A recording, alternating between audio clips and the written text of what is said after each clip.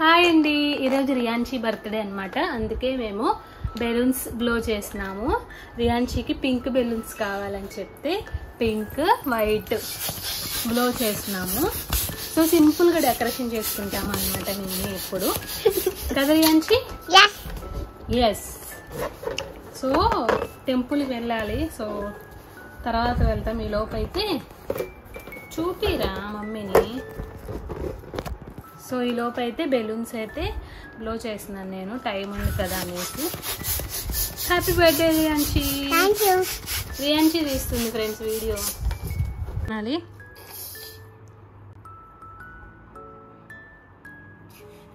Happy birthday తల్లి.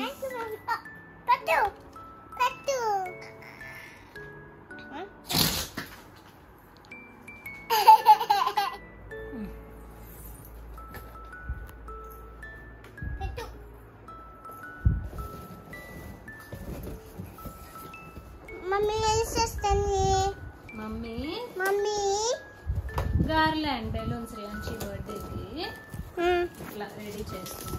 ఎప్పుడు నేనే చేస్తా కదా నీకు. డాడీ కూడా చేస్తాడు. డాడీ ఇవే కదా, డాడీ హెల్ప్ చేసి వెళ్ళాడు మనకి. పెన్నా డెకరేషన్ ఇదంతే గార్లాండ్ లాగా పెట్టాము. ఇలా ఇలా వస్తుంది, ఇలా వస్తుంది.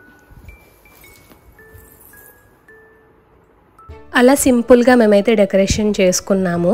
తర్వాత టెంపుల్కి అయితే వచ్చేసాము. ఏమైందంటే ఫస్ట్ 4:30కి అలా వెళ్ళాము, బట్ టెంపుల్ అయితే క్లోజ్ చేసి ఉంది. అందుకే ఇంటికి వచ్చేసి ఎందుకు లేట్ చేయడం అనేసి ఫస్ట్ బెలూన్ అయితే బ్లో చేసేసి అలా అయితే చేసేసుకున్నాము. ఆ తర్వాత టెంపుల్కి అయితే వచ్చేసాము అనమాట. సో తనతోనే పూజ చేపిస్తున్నాను. మా ఇంటి దగ్గరలో ఉన్న శివాలయంకి అయితే వచ్చేసాము. అక్కడ కొబ్బరికాయ అయితే కొట్టించేసాను పాపతోనే, అంటే నేను పట్టుకొని కొట్టించేసాను. తర్వాత అర్చన చేపించామన్నమాట. పాప బర్త్డే అనేసి పాప పేరు మీద అర్చన అయితే చేయించాము.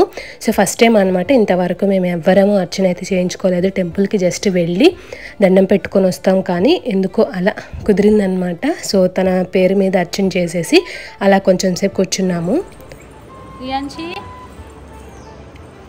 చూడు చూడు.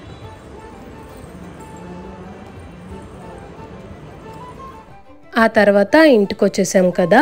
ఆల్రెడీ నేను బెలూన్స్ అవన్నీ కూడా బ్లో చేసేసాను. సో సింపుల్గా అండి, అంత ఏమీ లేదు. బట్ పాప బెలూన్స్ అడిగిందనమాట. అది కూడా చేయొద్దు అనుకున్నాం కానీ ఫస్ట్. సో తను అడిగేసరికి ఇంకా బాబు కూడా పడుకున్నాడు అనేసి నేనైతే ఇలా సింపుల్గా బెలూన్స్ బ్లో చేసేసి ఇలా ఆర్చ్ అయితే పెట్టేశాను. ఆ బ్యానర్ కూడా ఇంట్లోదే ఒకసారి తెచ్చింది ఉందన్నమాట.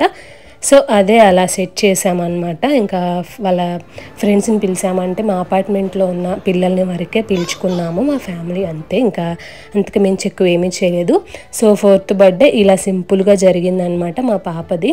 సో తను కూడా హ్యాపీగా ఉందన్నమాట బెలూన్స్ అవన్నీ చూసి.